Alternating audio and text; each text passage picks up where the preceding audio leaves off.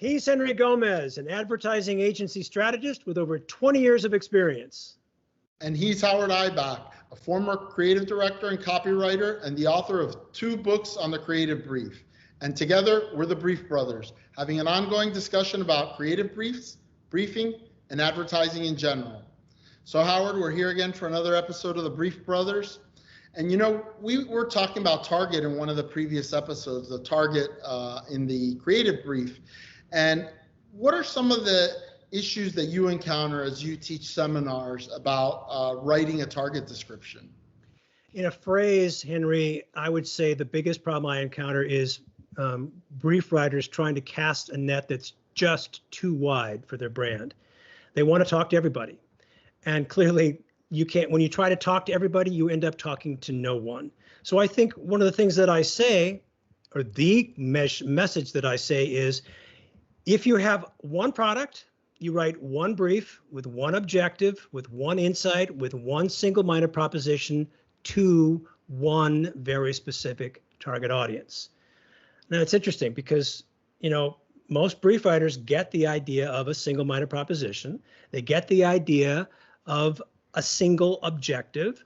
They get the idea that there is a single insight, but they have a real hard time getting their head wrapped around, I got to talk to everybody. I can't just talk to this narrow target audience, this small group of select customers. But when I show them examples of really well-written briefs, and you've seen some of these in my books, all of a sudden a little light goes on. They say, well, wait a minute, it's just to men at this age group, or it's just to women in this demographic.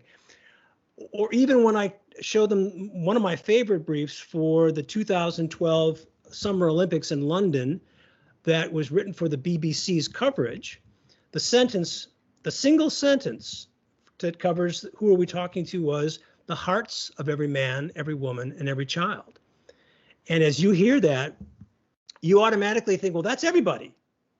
And I say, yeah, it's everybody, but it's asking the creatives to think about something very specific about everybody.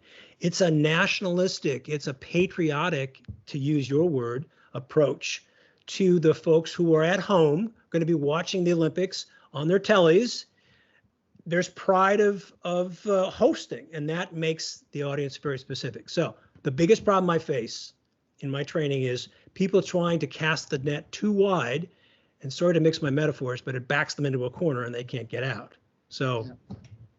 So I agree. This is going to be another one of those cases where we agree completely. So a little boring maybe for the viewers, but I believe probably the target description is the one that is most rife with chaos among bad brief writers.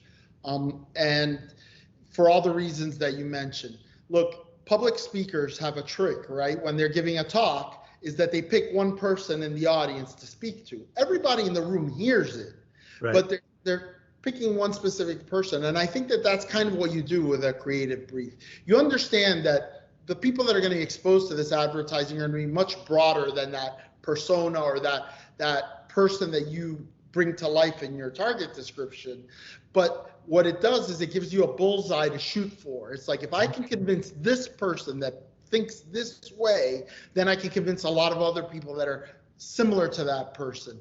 And that's frankly one of the big challenges that I see with clients, is that they're typically the ones, and the pressure is coming, like, to have a primary audience and a secondary audience, and we can't be too narrow, and we can't forget about these guys, and this is one of the reasons why you and I have that fundamental disagreement about collaborating on the creative brief, because this is one of the areas where I pull my hair out trying to explain to clients, you can't have all of these different target audiences because you only have the one piece of communication. So I totally agree. I think that getting a target description right is less about the bullet pointed facts and figures about their age and what they do, and it's more about their motivations. Why do they interact with this product category when they interact with it? What are their hopes and dreams and aspirations if they're relevant to this particular product? I mentioned to you earlier a case study of a distance learning, college or a university, and the motivations for wanting to get a college degree, even if it's through correspondence or online, right? Those are real motivations that speak deeply to who the person is and what they want to be. So a lot of times we give those things short shrift and we say, you know, men age 35 to 44 or whatever.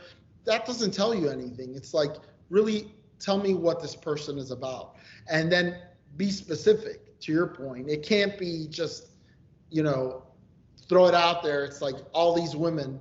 Well, what do they have in common, and why do they even care about our brand or our category? Well, here's an example, because I think you and I would agree that it's sometimes hard for brief writers to get their head around this idea that if you are very specific, if you're laser focused on who you're talking to, you end up talking to a much wider audience than you imagine. A number of years ago, the Richards Group in Dallas wrote a brief for one of their products. I don't know if they still have the account. It's Kiwi shoe polish. But I love the brief that they wrote for Kiwi shoe polish. And the description of who they're talking to is a sentence. In fact, the entire brief is 127 words. The answers, not even including the questions, just the answers, 127 words. That's how succinct. But the answer to the question, who are we talking to, was men who take pride in how they look. That was it. Yeah. Now, a lot of people in my seminar say, well, but they're just talking to men who care about, you know, their appearance. They're proud about the way they dress and the way they look. I said, but who else would care about that? Who else is this brief talking to, or the communication talking to? It could be the girlfriend, the wife, the mother of the man, because she knows that he cares about how he looks. So you end up talking to more people than you imagine in a very narrowly focused sentence. Like the BBC one, that's one where, despite its simplicity, it's very layered and complex, right? Because you can envision the man who's polishing his shoes, right? Like, because you already know what the product is, right? You say, care about their appearance.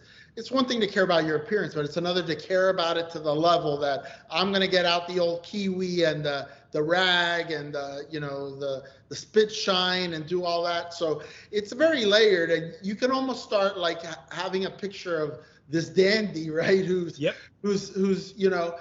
very fastidious about the way that he looks, and less is more. To your point, you know, sometimes less is more. There's a phrase that immediately catches it. You don't have to glob on huge long descriptions. Yeah, in fact, I think what that sentence on the Kiwi brief says also tells you who we're not talking to, without coming out saying it. We're not talking to guys who don't care about how they look, especially below their ankles, right?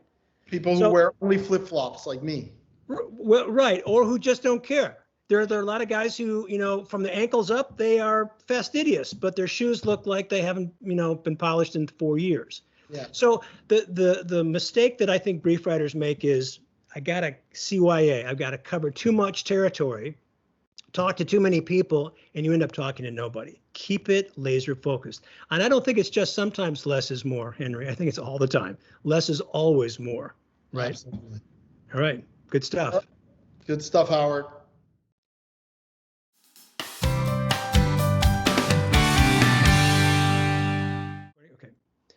So Henry, we're going to do our creative review now, and we were just talking a moment ago about the importance of understanding our target audience on the brief. And we were also reviewing a whole bunch of Super Bowl spots for a special episode, the Brief Brothers we're going to do on the Super Bowl. And we saw this spot for Skechers. And I think we both agreed that this is a great example of missed target audience opportunity. Let's take a look. Here in the Romo household, we take things to the max. Bam! Honey, get my stretch pants. Oh, yeah. Honey, you still in bed? yep. Bam! Bring on the traffic. Bye! Oh, yeah. That's why we love Skechers Max Cushioning footwear. They've maxed out the cushion for extreme comfort. Bam! It's like walking on clouds. Big comfy ones. Try Skechers Max Cushioning for yourself. Oh, yeah. Okay, so my take on this is a perfect opportunity. I know it's a Super Bowl spot. It's we got a celebrity, Tony Romo, here.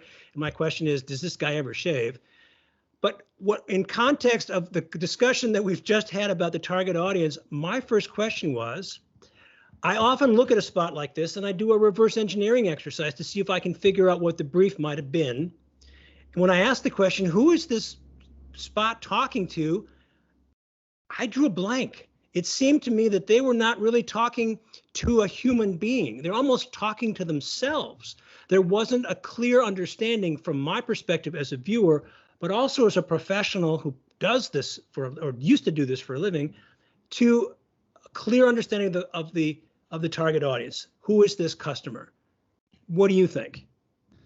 I agree. This is probably the worst of the bunch that I've seen so far from the ones we were reviewing for the Super Bowl. Now the Super Bowl, when you're seeing this is a few weeks after the Super Bowl, but this is a horrendous spot, incidentally done by an in-house agency. So when you say they're talking to themselves, you're probably quite right that they're talking to themselves. The spot itself is absurd. The whole idea of, the stacked sub sandwich that he's going to eat and the monster truck and the mattresses stacked like the Princess and the Pea or something. It was totally bizarre. And then at the end, you only really know what the product is at the end. And it's for these max cushion shoes, right? The promise at the end is that it's like walking on clouds. They even have clouds in the background. So to me, the audience is people whose feet hurt, right? Like that's, but the commercial has no insight into any of why you would want this shoe. Like your feet hurt, damn it. And I'm not saying that you need to have a direct commercial that goes directly at it, but somehow it should be insightful about why would you ever want this shoe that is very apparently unique in terms of the amount of padding or cushioning that it has in it. So yeah, totally don't see, they have the football player, the obligatory because it was the Super Bowl maybe, the wife who I don't know who she is, maybe some football fans or Dallas fans know, is this targeting Dallas Cowboy fans, right? No clue. So, I give this one a D-, maybe an F in terms of a spot. In terms of a target audience, people whose feet hurt. And I don't know that they're necessarily going to watch to the end of this absurd commercial to get the product benefit. And definitely they won't watch it a second time. That's another thing to keep in mind. So for brief writers out there to keep in mind as we review this spot, if you can't laser focus in on who you're talking to, you're going to end up with a mess like this. That's how the exercise of looking at something else, a print ad, a social media ad, a TV spot, and asking yourself, who are these people that they're talking to? If it doesn't telegraph that to you instantly, it's because it's muddled. And that's a sign that you need to go back to the creative brief and be clearer. It is a great ad for the advertising agency industry. It's like, hey, maybe you need to go out of house and hire an agency. Yeah, I agree. All right, good stuff. He's Henry Gomez. And he's Howard Eibach, and together we're the Brief Brothers. See you next time. See you next time.